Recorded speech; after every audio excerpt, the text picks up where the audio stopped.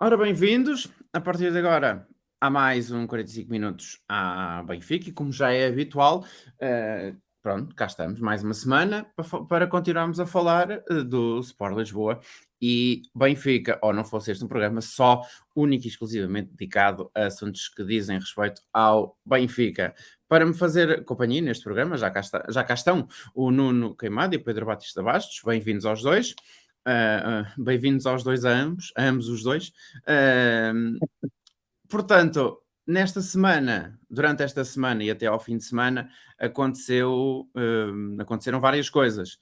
O Benfica defrontou o Maccabi Haifa na terça-feira e ganhou por 2-0. O Benfica jogou com o Famalicão no passado sábado e ganhou por 1-0. Pelo meio, o presidente Rui Costa e a respectiva SAD do Benfica, primeiro na quarta-feira, inesperadamente, vamos dizer assim, surgiu uma conferência de imprensa da SAD do Benfica para falar sobre os assuntos da SAD e todo o país pôde ouvir. E na sexta-feira, como o presidente Rui Costa tinha dito no início dessa conferência de imprensa sobre a SAD, sobre os números da SAD, disse que na sexta-feira iria dar uma entrevista sobre as transferências e foi isso que aconteceu.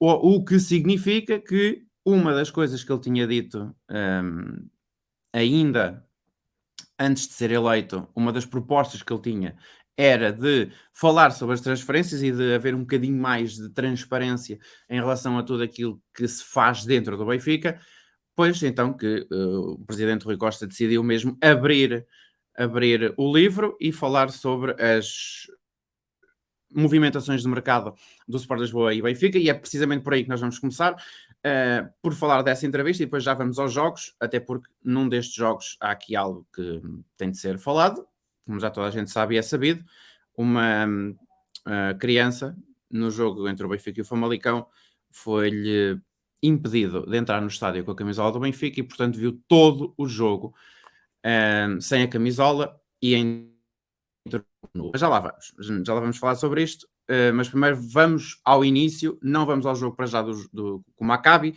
até porque hoje os assuntos ainda são alguns, portanto vamos aqui acelerando o ritmo, e até porque há aqui assuntos que dariam para muito mais do que 45 minutos, portanto vamos lá tentar fazer isto o mais breve possível, mas sempre com o mesmo ritmo a que já estamos habituados. Por falar na entrevista do Rui Costa, eu destaco, enfim, das várias frases que ele disse em cerca de 50 minutos, 55 minutos de entrevista na BTV, na Benfica TV, o presidente Rui Costa começou primeiro por falar daquilo que ele queria para esta temporada, ele e a respectiva equipa técnica queria. Ele começou por referir que esta foi portanto, em relação ao facto dele querer falar sobre as transferências, esta foi uma premissa minha quando fui eleito presidente, explicar aos nossos sócios e adeptos em cada janela de mercado o que fizemos e por que motivo o fizemos. Pedro, vou começar por ti. É o presidente Rui Costa a cumprir aquilo que disse e, além do mais, ele, juntamente com a SAD, deram a conferência de imprensa que deram para falar sobre os números da SAD, mas é o presidente Rui Costa a mudar um bocadinho, ou um bocadinho, para não dizer muito, daquilo que já se tinha assistido noutros anos, em que o Rui Costa não era o presidente. Portanto, é uma mudança, está a completar-se cada vez mais esta mudança de comunicação no Benfica. E há outra promessa também que já está a ser cumprida, porque pelos vistos, e já há imagens a circular na internet e nas redes sociais, é que os ecrãs do Estádio da Luz já estão a ser mudados. Portanto, mais uma promessa que está a ser cumprida. Boa noite, Francisco. Boa noite, Nuno. Boa noite aos nossos ouvintes. Okay. Sim, é verdade. O presidente Rui Costa esteve muito bem relativamente à apresentação desta questão da SAD. Está também bem na situação da mudança dos ecrãs do Estádio da Luz e espero e creio que o presidente Rui Costa, por aquilo que ele tem dito, feito e demonstrado, continue neste caminho de clarificação e de legitimação de uma de um tipo de comportamento, de um tipo de gestão, de um tipo de presidência completamente diferente do seu antecessor. O presidente Rui Costa, aos olhos de algumas pessoas, tem um problema de legitimidade por ter sido, digamos assim, um vieirista e por ter cooptado, falemos as coisas claramente, com certos atos de gestão e de administração do seu anterior presidente, com os quais ele supostamente se teria calado, não é? Ora, o presidente Rui Costa está a dar uma belíssima resposta e a mostrar-se de um modo completamente diferente no sentido de clarificação do seu antecessor, no sentido de demonstração de tudo aquilo que ele afirmou na entrevista, que ele tenha conhecimento, não foi posto em causa ou por anteriores pessoas, ou por anteriores grupos que apoiaram, por exemplo, ou o candidato Francisco Benitas ou o candidato Noronha Lopes. E esta procura de reforço de legitimidade do presidente Rui Costa dar-se-á em definitivo com dois atos.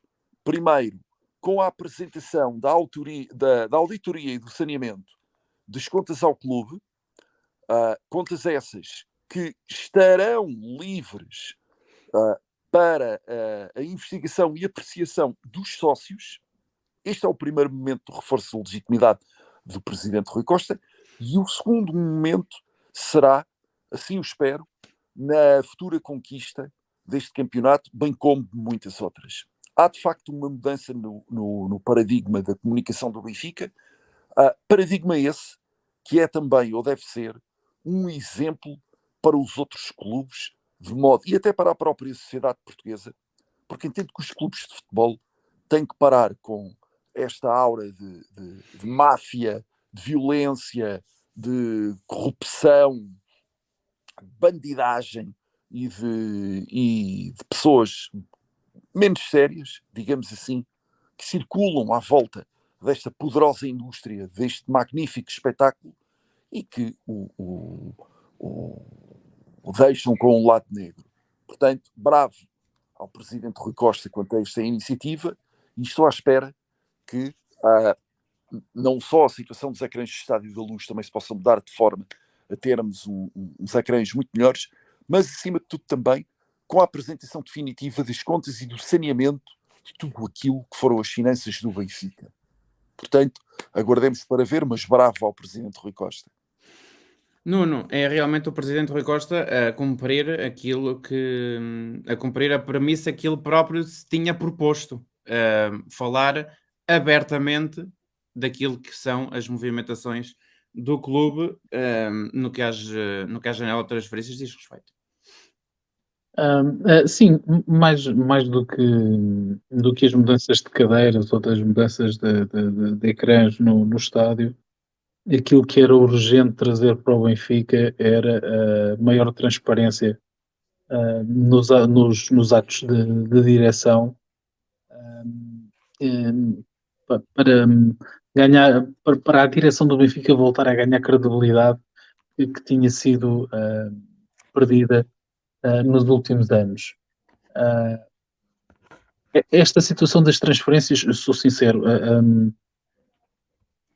o exercício de apresentar os valores pelos quais contratamos e as comissões, enfim, essa parte eu tenho aqui digamos, os dois lados da moeda, que é existe transparência com certeza, mas eu penso que seria para isso que serviria a CMVM e a comunicação dos valores à CMVM. Todos os detalhes das transferências, o segredo é a alma do negócio. A gente, se estamos a fazer bem, acho que não devemos ensinar como é que se faz bem. Basicamente é um bocadinho por aí, mas sim, a informação deve ser o mais transparente possível. O Benfica deve pautar o seu comportamento, e eu percebo nas palavras do Pedro, que o Benfica poderia servir como um exemplo para os restantes clubes seguirem, mas Aqui sou um bocadinho mais individualista, quer os outros clubes sigam ou não, eu penso que deverá o Benfica sempre fazê-lo,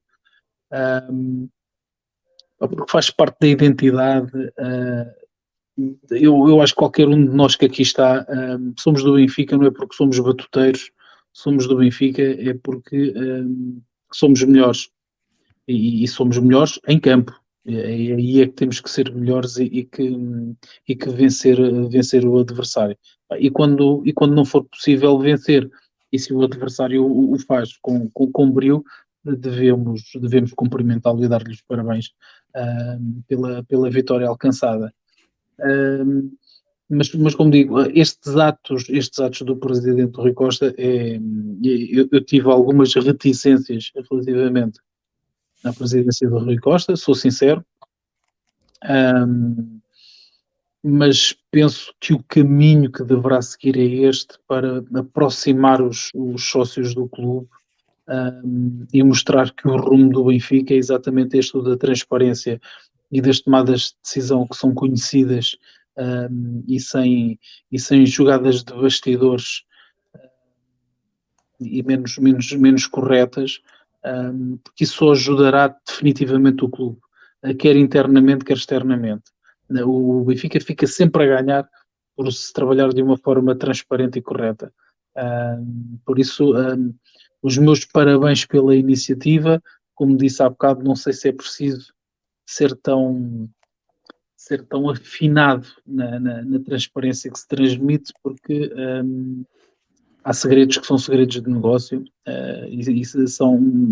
temos sociedades cotadas em bolsa obrigando a um certo resguardo na informação que é transmitida, mas tudo aquilo que se possa conhecer, pois com certeza. O presidente Rui Costa disse também à BTV: a primeira premissa era reduzir os ativos do clube e saíram da folha salarial 29 atletas, sempre dando qualidade ao plantel, porque não perdemos o foco desportivo.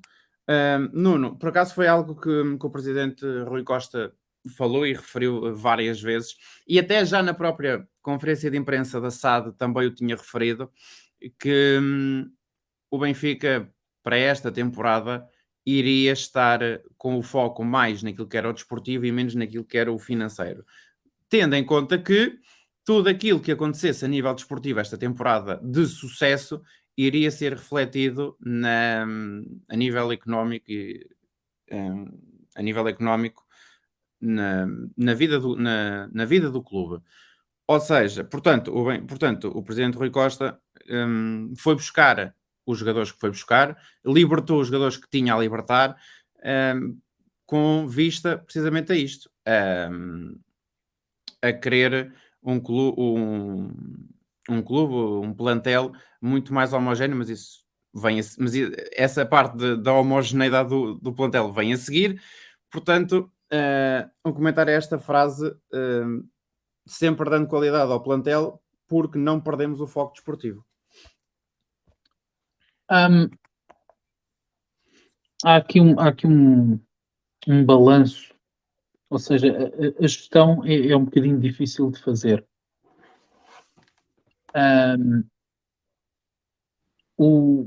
A parte financeira continua a ser muito importante para a prevalência da qualidade na equipa. Ou seja, sem dinheiro é difícil haver qualidade. Melhor dizendo, torna-se mais difícil haver qualidade. Por outro lado, se não houver qualidade na equipa, também torna-se difícil depois a gente conseguir rentabilizar os ativos e transformá-los às vezes em mais valias. Aquilo que me parece a mim, e apesar do esforço que o Benfica tem feito nos últimos 2 anos financeiro para fazer um upgrade à equipa, por assim dizer, a verdade é que ainda há dias aqui num canal desportivo estavam a fazer digamos que uma comparação entre o Benfica de Rui Vitória e o Benfica atual. E vendo assim de longe, a primeira coisa que me salta à vista seria realmente a gente tem vindo de ano para ano a perder a perder qualidade, o que nos tem obrigado a gastar cada vez mais dinheiro todos os anos para tentar equilibrar esta balança. A verdade é que também o Benfica de Rui Vitória, ao início, quando deram o tiro de partida para o campeonato, se calhar também não tinha assim tanta qualidade, ou pelo menos à primeira vista não tinha assim tanta qualidade. Veio a tê-la depois. O que é que eu quero dizer com isto? Também Rui Vitória começou o campeonato com meninos que vinham da formação, epá, que na verdade no tiro de partida pensar-se-ia, enfim, estão uns furos abaixo, e estávamos a falar de Nelson de Semedo, de Ruben Dias, na altura também de Ederson, de Lindelof, enfim, de Renato Sanches, uma data de meninos que vinham da formação e que ao primeiro dia de pré-época a gente somos levados, se calhar, a pensar, pá, para quem tinha vindo de Saviolas, Aymares e Cardoso e Di Maria, epá, estamos aqui um bocadinho aquém. A verdade é que depois as coisas foram-se equilibrando. E eu neste momento é também um bocadinho a esperança que eu tenho é que depois do esforço que o Benfica fez em tentar baixar o nível salarial que o plantel do Benfica neste momento estava a tocar, que ainda assim se tenha conseguido no mercado mexer nas peças essenciais para que, ao contrário daquilo que se possa pensar, o Benfica acabou por subir 1 ou 2 degraus a nível qualitativo. Neste momento, pelo futebol praticado e pelos resultados, somos levados a crer que sim, o Benfica, apesar de ter baixado a sua folha salarial, está neste momento em melhores condições futebolisticamente falando do que nos anos anteriores. Vamos ter que esperar um bocadinho para ver se a gestão deste deve haver entre a parte futebolística e a parte financeira se foi conseguida. Eu diria que nestes primeiros 11 jogos leva-nos a crer que sim, que a gestão foi bem feita e que conseguimos descer massa salarial e subir o rendimento da equipa.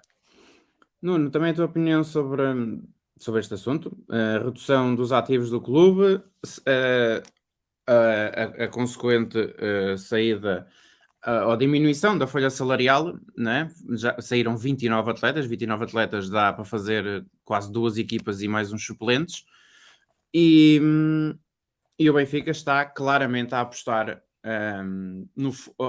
está a apostar, o foco do Benfica, como diz o Presidente, está quase único e exclusivamente no lado desportivo, mas o lado desportivo depois vai levar obrigatoriamente ao lado financeiro. Será para o Pedro, correto? Sim, para o Pedro. Muito bem, ok. Fechamos. Quando no ano passado nós tínhamos 3 jogadores que eram Weigl, Tarabt e Cebolinha, que ganhavam entre 1,5 milhão de euros por ano a 2 milhões de euros por ano,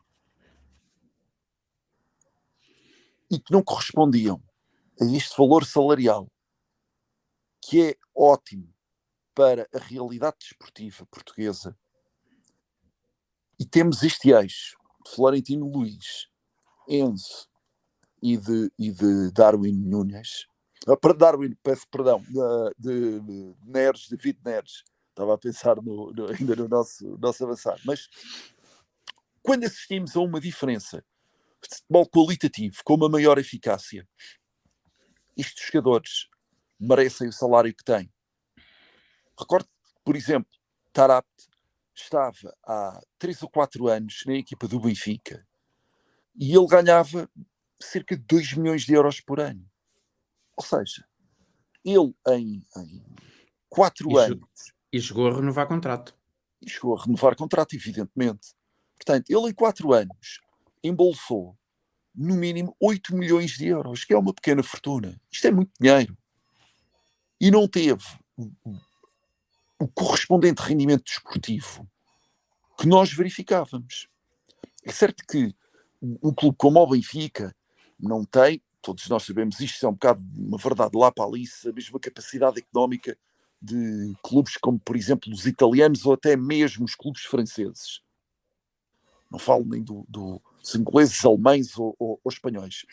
Mas a gestão da folha salarial do Benfica, mesmo que pague bem um jogador, e que, por exemplo, Julian Draxler,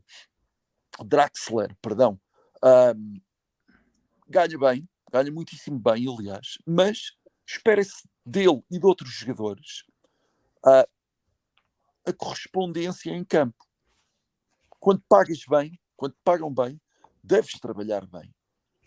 E o que é certo é que aquilo que nós assistimos nos dois últimos 3 anos de Benfica é que havia jogadores principescamente pagos que pura e simplesmente ou nada rendiam no campo ou que somente aqueciam o banco. E temos casos no Benfica, ainda assim, de jogadores que ganham muito bem e que estão desde há 2, 3 anos sem dar rigorosamente nada ao Benfica de acordo com aquilo que o Benfica dá para eles. Portanto, tem que se fazer uma aferição, não só salarial, mas desportiva. Tem que se recompensar, mas também tem que se afastar. E este saneamento financeiro que o presidente Rui Costa está a fazer, também ele é louvável e digno de aplauso. Muito bem. Última frase, antes de entrarmos nos jogos do Benfica com o Maccabi e com o Famalicão. Pedro, o presidente Rui Costa disse a certa altura que o plantel está mais forte, e isso acho que é praticamente evidente, apesar de as últimas exibições não serem QB, as últimas exibições do Benfica têm sido quanto baste para a qualidade do plantel que tem, mas vai ganhando, ponto. É mais homogéneo, é mais coeso e tem mais qualidade do que o da época passada. O próximo passo é renovar com os nossos jovens da formação. Um dos objetivos era não ultrapassar o número de 27 jogadores, tanto o plantel como 27 jogadores, numa lógica de nunca ultrapassar os 21 jogadores contratados. O presidente Rui Costa disse também que nesta altura o plantel está em cerca de 30 jogadores, mas por uma razão muito simples. É que ninguém estava a contar, obviamente, que o Morato se lesionasse, que o João Vítor, que a lesão do João Vítor fosse pior do que aquilo que se imaginaria, e o Lucas Veríssimo ainda não está recuperado a 100%, mas espera-se que já esteja recuperado aí perto do final do ano, portanto só depois do Campeonato do Mundo acabar. E o Benfica foi buscar para ser mais um, foi buscar o John Brooks para central.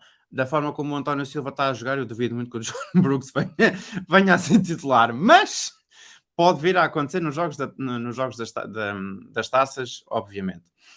Pedro, mas a minha questão é, o Benfica, vê-se claramente qual é que é o foco do Benfica, ou qual é que foi o foco do Benfica nesta janela de transferências que é maior no ano, porque apanha 2 meses, julho e, aliás, apanha julho e agosto, exatamente, apanha o mês de julho e o mês todo de agosto.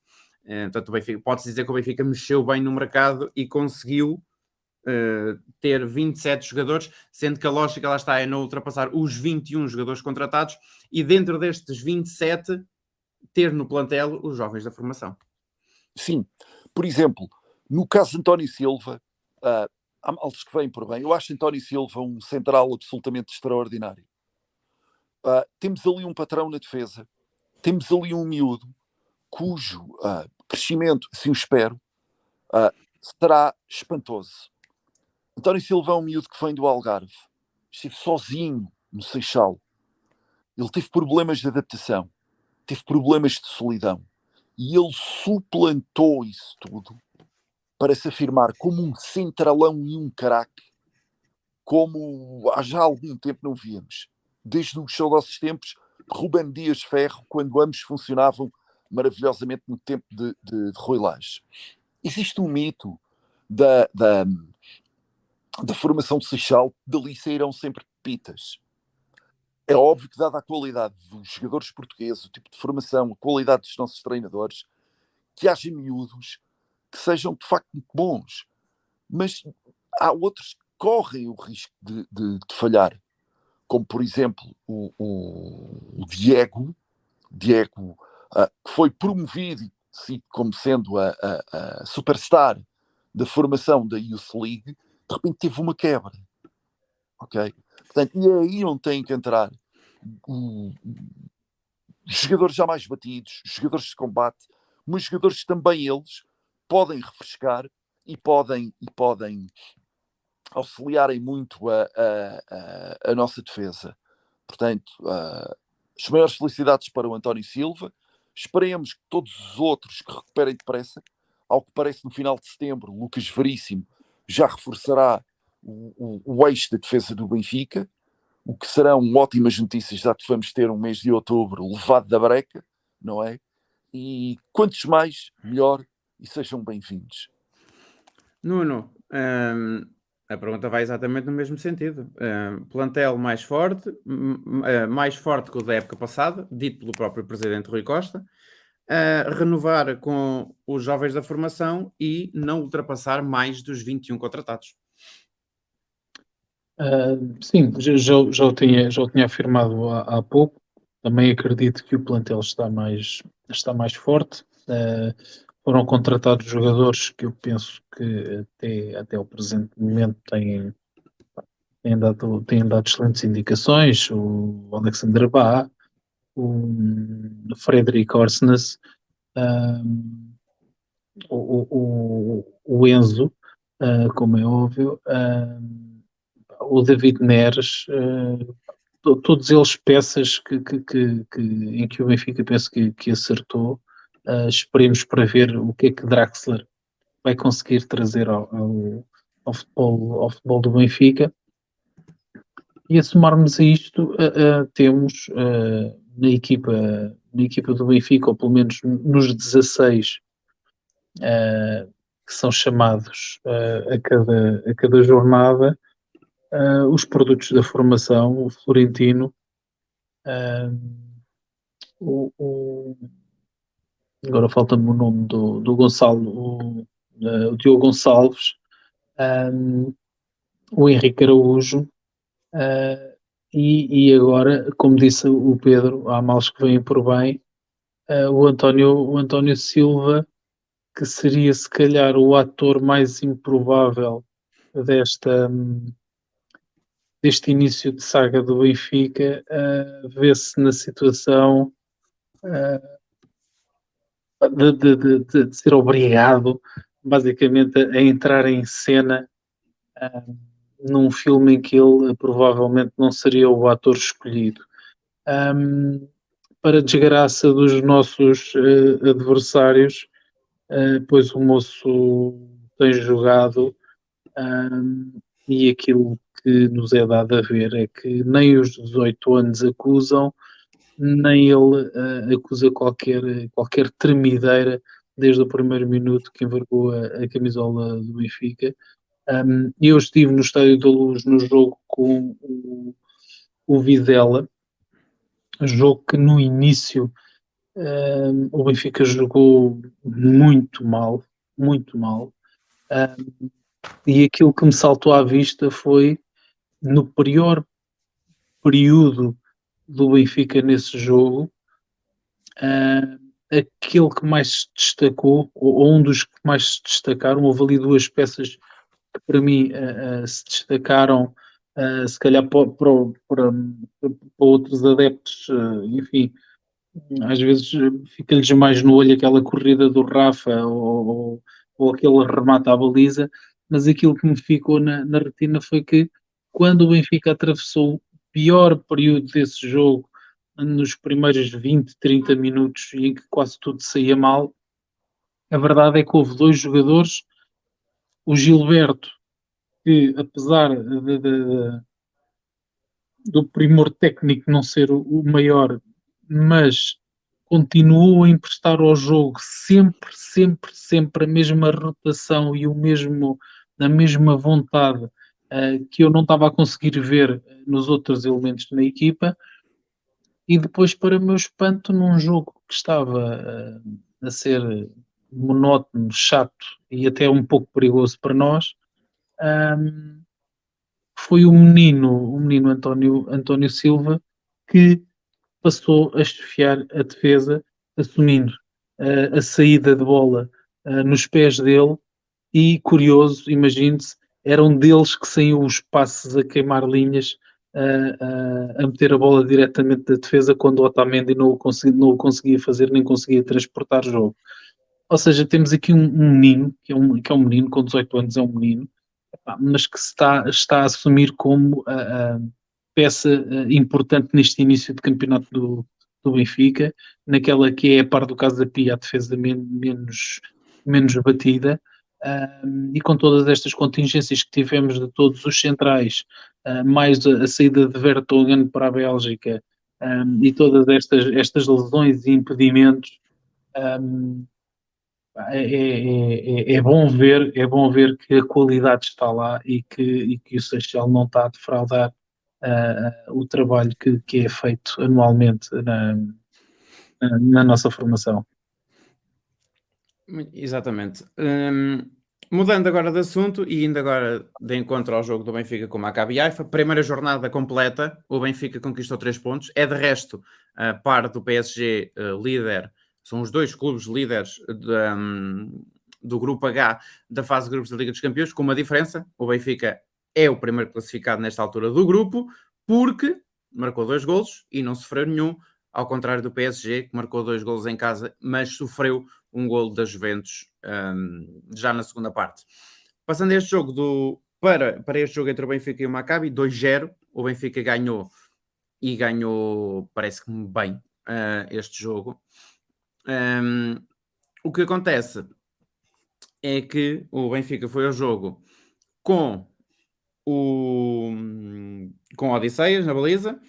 Houve aqui uma surpresa, houve Alexander Bá na direita, Grimaldo sobre a esquerda, António Silva e Otamendi na zona central da defesa.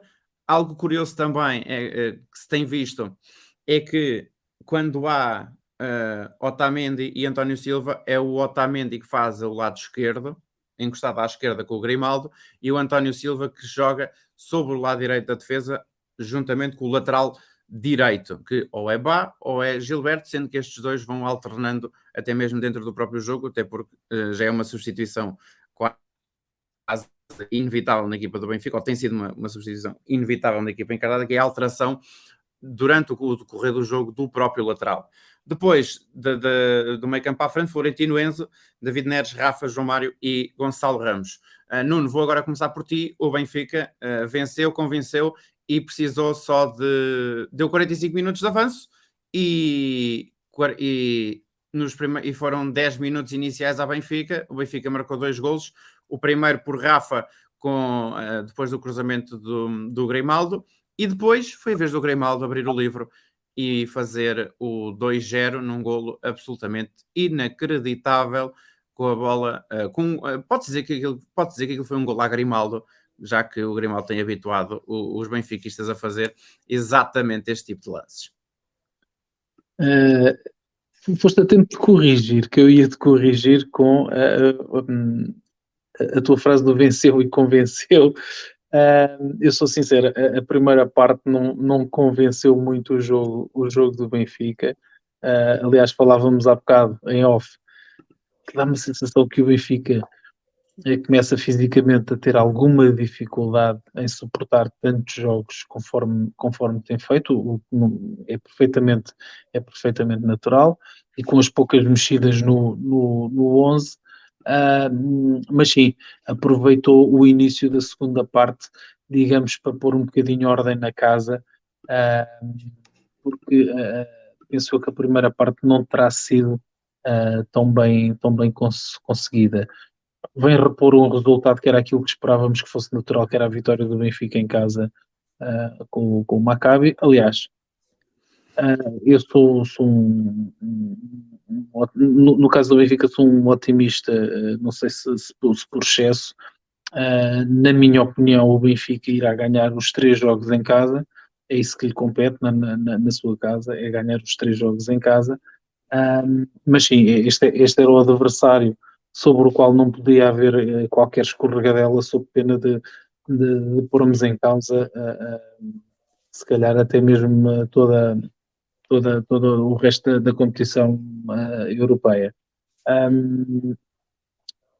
Uma vitória por 2-0, que nos põe na frente do grupo em igualdade com o PSG, e agora está nos pés dos moços fazer a vida negra às Juventus, para complicar aqui um bocadinho as coisas, que eu penso que a maior parte das pessoas fora de Portugal e mesmo aqui em Portugal acredita que a coisa seria o PSG e a Juventus e o Benfica ali a tentar garantir o terceiro lugar para ir à Liga Europa. Eu acho que será muito provavelmente PSG com o Benfica e a Juventus a lutar pelo segundo lugar.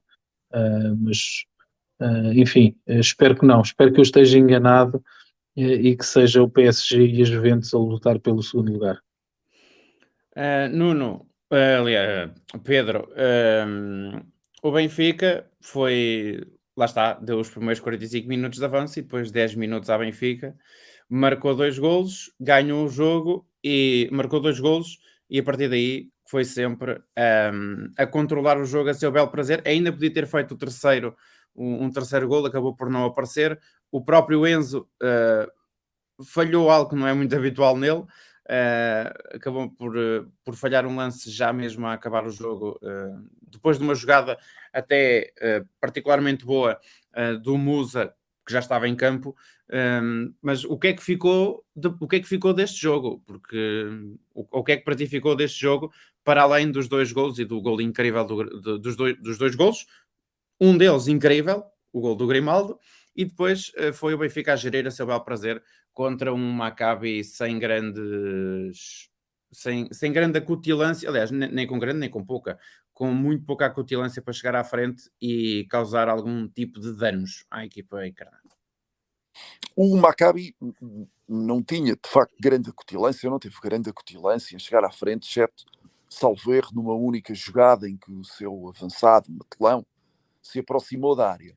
Mas permitam-me aqui dizer uma coisa. Havia uma narrativa, e ainda há, que diz que o Benfica até ao momento tem tido adversários fáceis.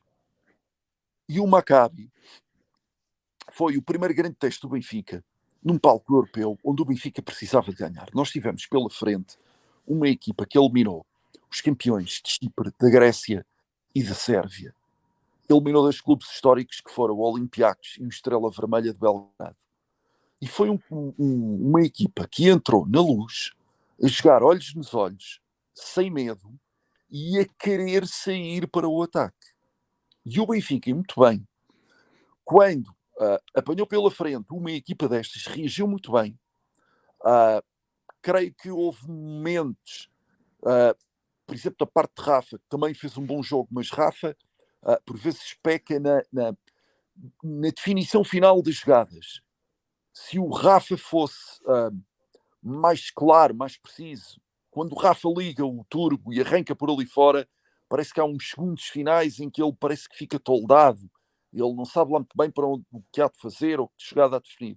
Se Rafa definisse melhor certas partes finais das suas jogadas, ele já teria saído do Benfica há muito tempo. Mas eu quero ter o Rafa aqui, porque acho o Rafa um belíssimo jogador, e assim o fez contra o Maccabi Tel Aviv. Contra o Maccabi Haifa, perdão. A vitória sobre o Maccabi permitiu-nos estar na frente. O Lampião que vai à frente alumia 2 vezes, ao cabo alumia 3 vezes, não é? E foi muito importante para vermos a diferença entre uma equipa israelita que vem ao Estádio da Luz e que jogou sem ter, digamos assim, sem ter estacionado o autocarro, como vimos, por exemplo, no jogo contra o Famalicão. Regra geral, em Portugal, as equipas que jogam contra o Benfica, e isto tem sucedido até ao momento, ou estacionam o autocarro, ou então partem sempre para a pancada. E o Maccabi Haifa não foi violento, jogou olhos nos olhos, quebrou, como era natural. Não se pode jogar 90 minutos no Champions com aquele ritmo e intensidade que eles queriam, com o deslumbramento de estarem a jogar num estádio cheio, com um ambiente fantástico, contra o Benfica, numa boa cidade. Aliás, até permite-me que antes do jogo, os adeptos do Maccabi Haifa passeavam livremente, não houve nenhuma escaramuça, nenhuma cena de pancadaria, nada. Ambiente de futebol, ambiente de festa, como se viu, e parabéns, Benfica. Uma coisa, estávamos a falar há pouco sobre o António Silva e que vocês falaram muito bem, quanto ao facto de ele ser um central que define jogadas. O António Silva faz lembrar um pouco o Bonucci, o grande Bonucci das Juventus, que é um central que sai a jogar. E eu creio que esse é, para além da qualidade e da segurança defensiva que o António Silva tem, onde este miúdo vai crescer de uma maneira espantosa, é que ele vai ser um central, vai saber definir jogo, ele vai sair com a bola nos pés, vai sair a jogar com a bola, e eu creio que nós veremos isso no jogo contra as Juventus. Eu creio que a grande surpresa que vamos ter no jogo de quarta-feira contra a Vecchia Putana, desculpem-me o palavrão, mas eu detesto as Juventus, não gosto das Juventus nem com molho de tomate, nem um bocadinho. É um clube pelo qual não nutro nenhuma simpatia, nada, não gosto nada deles. Mas acho que o António Silva vai fazer um jogão incrível contra as Juventus. E cuidado, porque fazendo ele um grande jogo contra os italianos, eles, mesmo testando-os, eles são o clube mais rico de Itália, e eles não se importarão de abrir os cordões à bolsa e de irem buscar este menino, que é uma autêntica joia. Portanto, mas veremos. Mas, enfim, um bom jogo do Benfica contra o Maccabi Haifa, e as maiores esperanças contra o jogo contra La Vecchia Putana. Ora bem, dado que está a ideia que ficou de cada um de vocês do jogo, vamos já avançar para o Famalicão. Famalicão 0, Benfica 1. O 11 do Benfica foi praticamente o mesmo da Liga dos Campeões, com 3 mudanças, 2 delas já previsíveis. As saídas do João Mário, ou a não inclusão no 11 do João Mário nem do Gonçalo Ramos, porque foram expulsos, ou até diria mais, porque foram mal expulsos por causa dos amarelos. Se bem que o amarelo por tirar a camisola tinha de ser dado, portanto, aí não há grande coisa, mas fora arbitragens que não é para isso que estamos agora aqui para falar, saiu o Bá, entrou o Gilberto, portanto, uma meia surpresa, vamos dizer assim, inclusão de Draxler e Musa, mas no final o Benfica ganhou, que é o mais importante, é o resultado final do jogo, mas o jogo fica marcado não pelo resultado, mas por aquilo que aconteceu antes. Nuno, eu já vou a ti, mas eu queria primeiro começar pelo Pedro. Pedro, tu de profissão és advogado, certo? Sim, sou advogado. E uma das áreas onde eu trabalho é precisamente dentro da área de menores. Pronto, então aquilo que aconteceu com a criança em questão, uma criança de 10 anos, que foi com o pai ver um jogo de futebol, vou repetir. Uma criança foi com o seu pai ver um jogo de futebol. Não interessa, agora vamos tirar daqui a equação as equipas. Era o Famalicão e o Benfica, por acaso a criança estava vestida com a camisola do Benfica, podia estar vestida com a camisola, ou queria entrar vestida com a camisola do Benfica, podia ser com a camisola de outro clube qualquer. Pelos vistos, segundo o que eu também já ouvi, é que para este jogo não foi vendido, ou o clube em questão, o Famalicão, não disponibilizou bilhetes para adeptos normais, entre aspas, ou seja, só disponibilizou bilhetes para a zona dos visitantes, o Benfica, e todas as outras, e todo o resto das bancadas, portanto, as 2 bancadas centrais, sem contar com uma das bancadas que lá estava, onde estavam os adeptos visitantes. Portanto, a outra zona de bilhética foi aberta só, única e exclusivamente para sócios. O pai da criança comprou o bilhete e foi para aquela zona dos sócios. Mas a minha pergunta é: Sem entrar em grandes detalhes, até porque o programa também já não dá para. Aliás, este assunto dava para imensa coisa, dava para falar de imensa coisa, mas num programa com 45 minutos, e já vamos ultrapassar um bocadinho dos 45 minutos, mas isto tem de ser falado. Para além de ser assunto do dia, tem de ser falado. Que é, pode-se pôr em equação que o pai foi para lá com um bilhete comprado como se fosse sócio. Até aí, tudo bem. Agora, não chega a ser um bocadinho inconstitucional pedir um segurança, pedir a uma criança para tirar a camisola e ou tiras a camisola ou não vês o jogo? O problema vai, se me permites a explicação jurídica, Força. o problema vai além da Constituição. Há convenções internacionais da qual Portugal é parte que exigem ao Estado português o princípio de segurança dos menores. Exigem ao Estado português que o menor não seja colocado nem em risco, nem em perigo. Há ordenamentos jurídicos internos que proíbem a colocação de um menor em risco ou em perigo. E estamos, por fim, a falar da atuação de alguém, de um segurança do Estado, que está obrigado a um dever de proteção de menores. Ok? Portanto, ele tem que proteger o seu público e tem que proteger, em especial, menores, idosos ou pessoas com deficiência física que se desloquem a um estádio de futebol. Ter obrigado uma criança a tirar a sua camisola, que estava com o pai, uma criança que estava feliz por estar a ver um jogo do Benfica.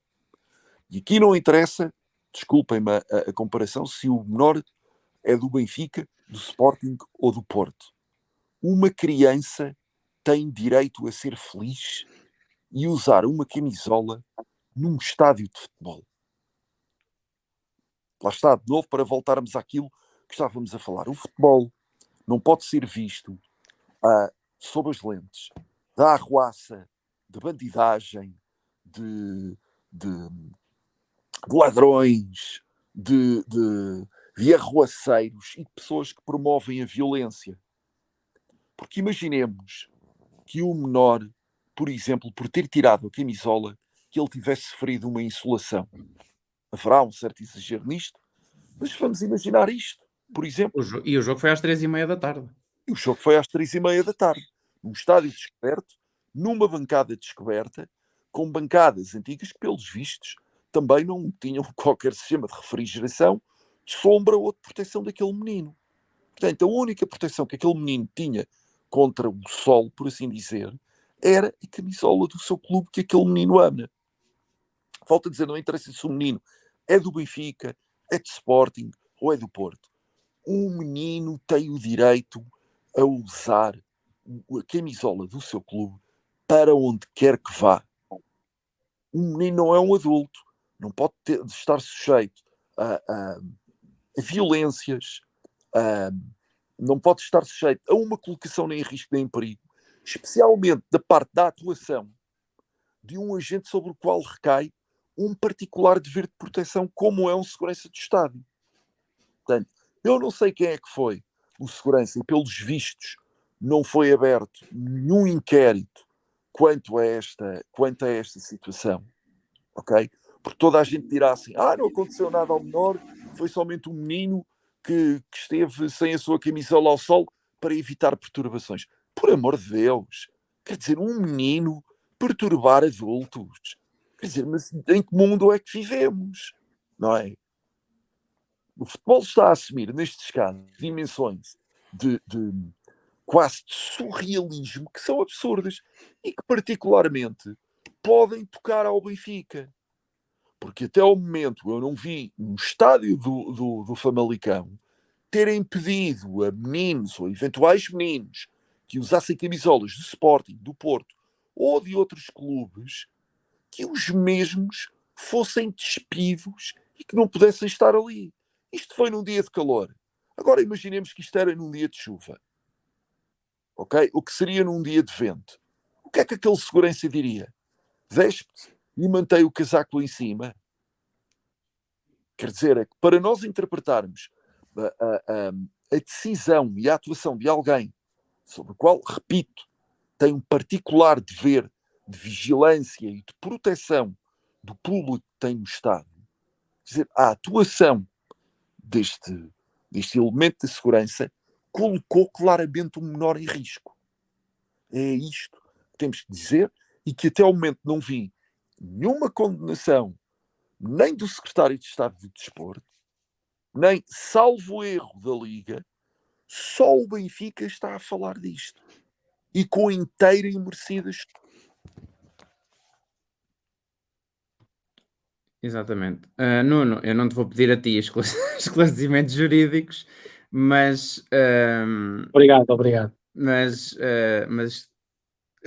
obviamente, estou-me a rir, mas não é da questão em si, obviamente. Não é da questão que está a ser levantada, obviamente, é porque a questão que está a ser levantada até dá mais para chorar do que propriamente para rir. Obviamente que eu não te vou pedir o teu relacionamento jurídico com a questão, mas vou antes pedir a tua opinião como adepto, mais do que como adepto do Benfica, como adepto de futebol, porque eu acho que, sinceramente, neste caso, eu acho que se a criança fosse para lá, independentemente de ir apoiar o Benfica, ou fosse quem fosse, mas que entrasse no estádio do Famalicão com uma camisola do Atlético Madrid, do Real, da Roma, do Ajax, ou fosse do que fosse, eu acho que não havia problema nenhum. Nuno, isto é absolutamente vergonhoso. Eu acho que as pessoas tendem a perder um bocadinho a noção daquilo que é realmente importante. Eu posso estar a ver o filme mal, mas estamos aqui a falar de uma criança, como diz o Pedro, não interessa qual é o clube, mas que é impedido de entrar num estádio embargando a camisola do seu clube, porque poderia, penso eu que seja este o raciocínio, a lógica da coisa, poderia estar em determinado local e que, penso eu que é assim que se entende, alguns famalicenses poderiam ficar ofendidos ou alterados com o facto de uma criança estar com a camisola de determinado clube que não o deles naquele espaço. Acho que está aqui, do meu ponto de vista, a haver aqui algum entendimento que está errado. Se essa é a premissa pela qual a criança não pode entrar no estádio com a camisola, então estamos a ver a coisa mal. Quem não tem que estar no estádio são as pessoas que ficam alteradas com o facto de estar outra pessoa ao lado delas com uma camisola que não é delas. Ou seja, não é a criança que está mal, ok? São os indivíduos que deixamos entrar dentro do estádio e que ficam alterados por uma criança estar com uma camisola do Benfica. São esses que estão mal. Estamos aqui a ver o filme ao contrário. Não estamos a tentar proteger o futebol, nem estamos a tentar proteger a ninguém. Quando muito, estamos a tentar proteger os alterados da cabeça que vão ao futebol. E enquanto esta maneira de pensar, este raciocínio continuar a imperar naquilo que é o futebol português, pá, a gente não vai conseguir vender isto nem em Marte, ok? Não há quem se interesse por isto, pá.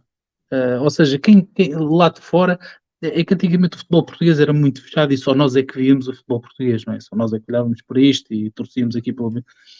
Entretanto, a coisa tornou-se global e lá fora, já há 10 ou 20 anos, conhecem esta treta cá em Portugal. Epá, não vale a pena estar a vender a banha da cobra aos outros, que os outros já perceberam o que é que se passa aqui dentro do nosso país. Ninguém está interessado nisto, nem ninguém quer comprar isto, ok? E enquanto se mantiver esta maneira de estar no futebol, pá, isto não interessa, como se costuma dizer, não é o menino Jesus, interessa-nos a nós que cá estamos e que cá moramos e continuamos a vibrar com o clube de sempre, não é? Da nossa criação, epá, mas isto de resto não interessa rigorosamente ninguém. Ninguém. Tenta-se aqui proteger exatamente o lado que está mal da barricada, ok? Porque não existe um verdadeiro interesse naquilo que é o futebol, ou tentar transportar o futebol para aquilo onde ele deve estar, que é a paixão, o gosto pelo desporto, pelo futebol, pela competição, pelo torcedor.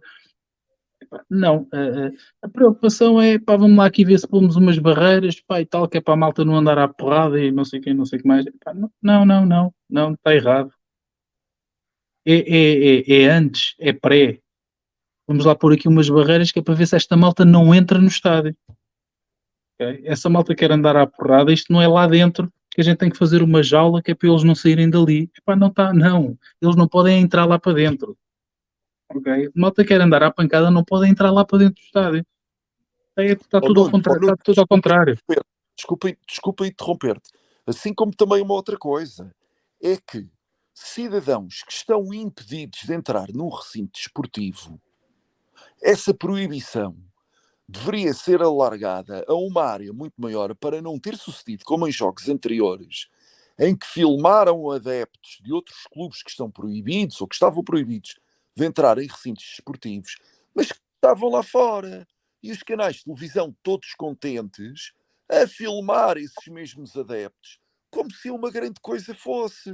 Ou seja, que é essa gente a gozar na cara da justiça desportiva, e conforme tu disseste muito bem, ninguém está interessado em comprar isto, porque já sabem a palhaçada que isto é. E enquanto permitirmos que gozem com a justiça, enquanto houver esta situação dos meninos, enquanto fizerem orelhas mocas ou assobiarem para o lado para isto, o futebol em Portugal nunca terá o interesse que tem outras ligas no estrangeiro. Não, certamente que não, e esta passividade, quer do Estado português, quer das instituições ligadas ao futebol, faz com que este tipo de atuação e esta maneira de estar se vá perpetuando no futebol, no futebol português, não querendo sair aqui muito do tema, porque não tem a ver com Benfica, pá, mas o Benfica é também futebol. Eu continuo a dar o exemplo do jogo do ano passado entre o Futebol Clube do Porto e o Sporting para se conseguir perceber em termos disciplinares Tal e qual.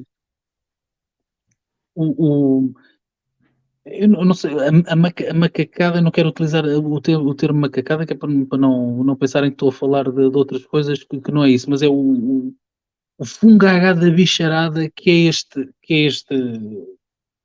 este campeonato e esta liga e esta organização, já nem sei se é da liga, se é da federação, se do que é, pá. Quando temos um jogo em que acaba tudo à chapada, com empurrões, com tentativas de agressão e agressões consumadas, com, com equipas que estão direcionadas para o acompanhamento ao jogo, com o scout, com os spotters, com os apanha-bolas, com tudo aquilo que envolve o jogo, tudo metido ao barulho dentro de uma confusão e quase de uma batalha campal, e que no fim deu a sensação que o Conselho de Disciplina ficou numa situação em que, meu Deus, agora como é que eu faço agora para resolver este problema? Pá, isto é tanta gente aqui metida. É relativamente simples.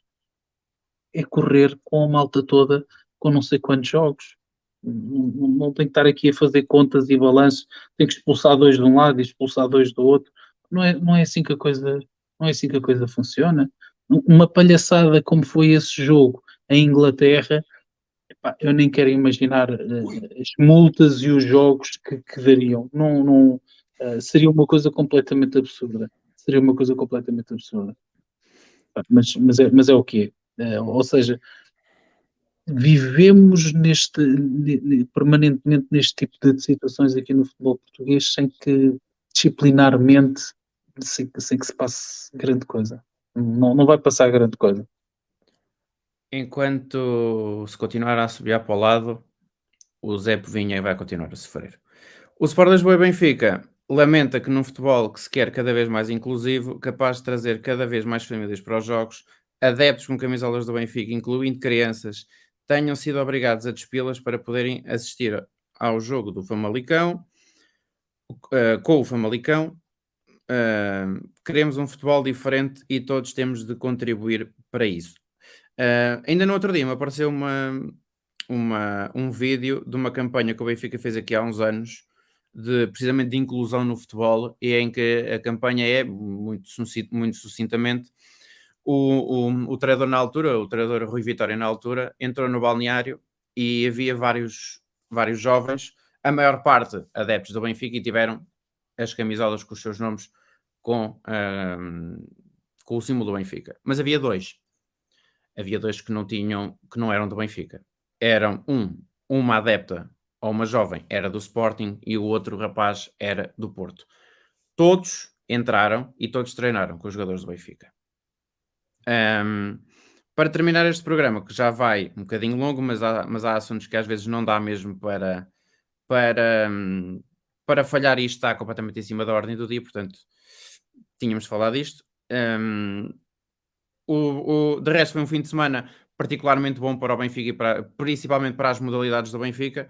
O Benfica de hóquei em patins conquistou a Supertaça de hóquei em patins, ganhou a Supertaça de handball em 4 prolongamentos, 2 prolongamentos frente ao Porto, mais 2 prolongamentos frente ao Sporting, e a equipa feminina do Benfica também conquistou a Elite Cup.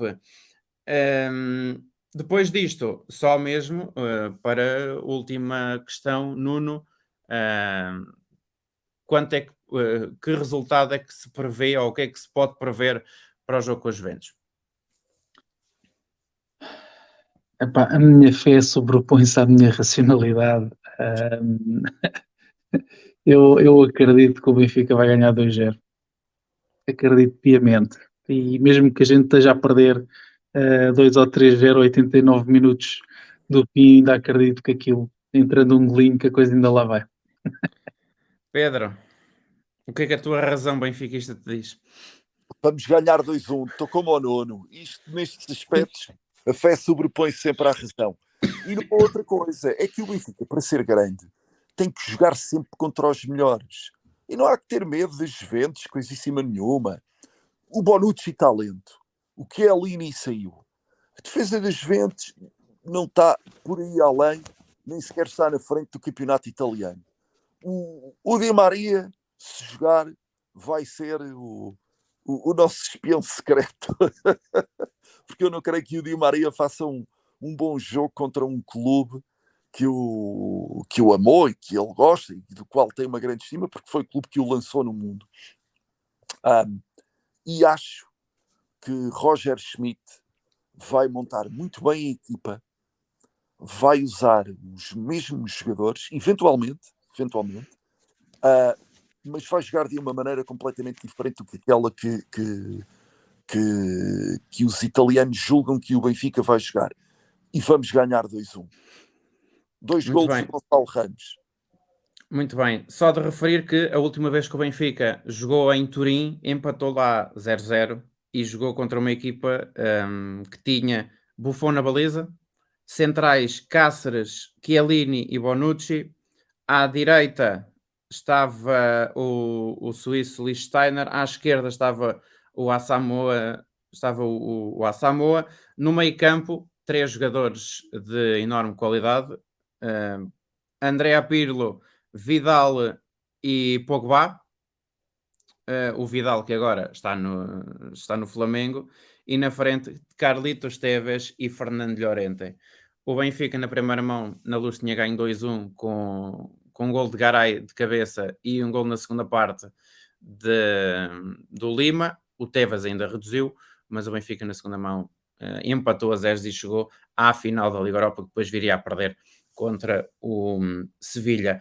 Mas se o Benfica já foi capaz de ganhar e empatar contra a Juventus, contra uma Juventus que estava carregadinha de craques, e a maior parte deles, todos eles internacionais, ainda jogaram o Marquinhos, o Giovinco, o Pablo Osvaldo, portanto, ainda tinha Barzagli, Vucinic, portanto, se o Benfica já foi capaz antes de eliminar na ocasião, de eliminar esta equipa das Juventus, porque não o Benfica também fazer um bom resultado na quarta-feira em Turim outra vez, onde certamente estarão muitos adeptos, eu diria mesmo milhares de adeptos do Benfica a acompanhar o clube encarnado. O 45 minutos à Benfica desta semana fica por aqui e já sabem, para a semana havemos de voltar para falar do jogo do fim de semana. O Benfica vai jogar no fim de semana e vai jogar esta quarta-feira frente à Juventus, em Turim, um local onde o Benfica já foi muito feliz e onde também já não foi tão feliz depois porque perdeu aquela final nos penaltis, ainda hoje muito contestada pelos benfiquistas por causa de um árbitro alemão. Por causa de um árbitro alemão de seu nome, Félix Bridge.